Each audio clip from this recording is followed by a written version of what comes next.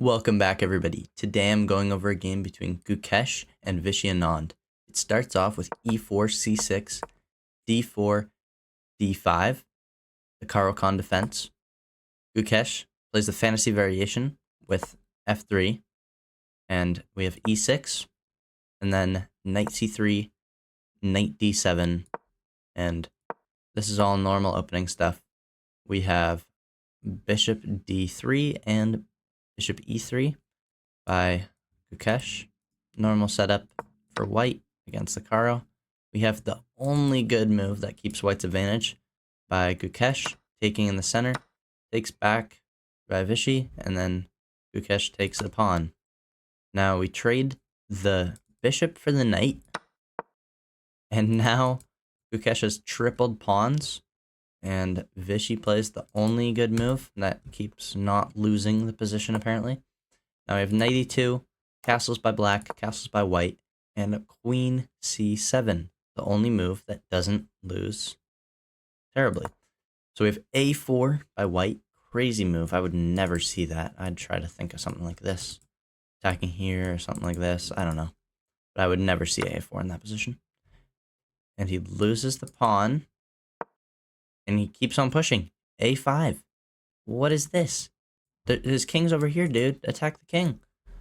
That's why I'm not a super grandmaster. What the heck?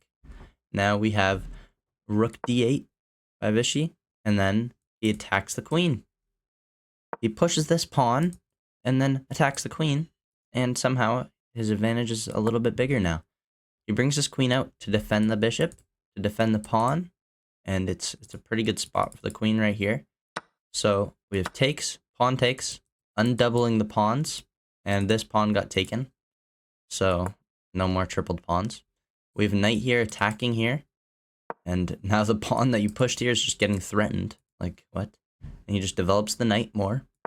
We have pawn forwards, never push f6. Benjamin Feingold says it. We have rook over, we have queen over, and we have queen over. So Vishy is up on time. They both have 20-second increment. They started at 25 minutes, and they're both pretty low on time. So we have bishop out, bishop back, and then queen over. They're just shuffling around pieces right now. We have knight back, bishop out, knight rotates to a better square, and then bishop goes here to attack here. We have h4. Dude, what's with this guy? Crazy moves. All right, now we have defending move. See if he can actually defend, though. Oh my goodness. h4, h5. Dude. I love Gukesh. Okay, we have knight into the center, and then we have rook defending this pawn, and then the knight jumps back, so he knows he can't attack this pawn, and he moves the rook over to threaten this pawn, which is defended by the queen, so that might not actually be his idea, but we have rook defending the pawn, then we have rook b5, so it wasn't actually threatening this pawn, it was threatening to jump onto this square to attack this pawn. And then he gets attacked by the pawn. He moves over, he's attacking the knight.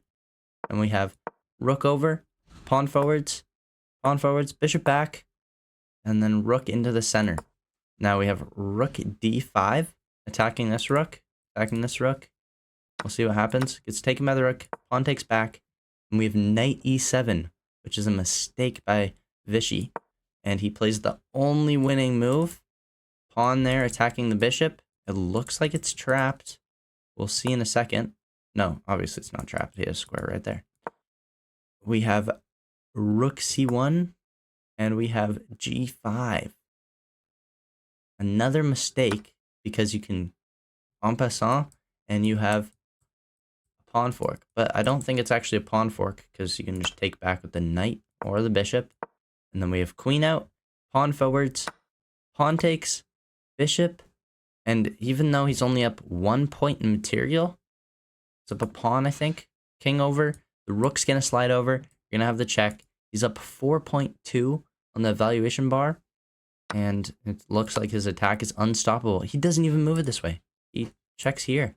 That's kind of crazy. Then we have king over, and knight jumps in, and he resigns because this threat is just too strong to defend. That's crazy.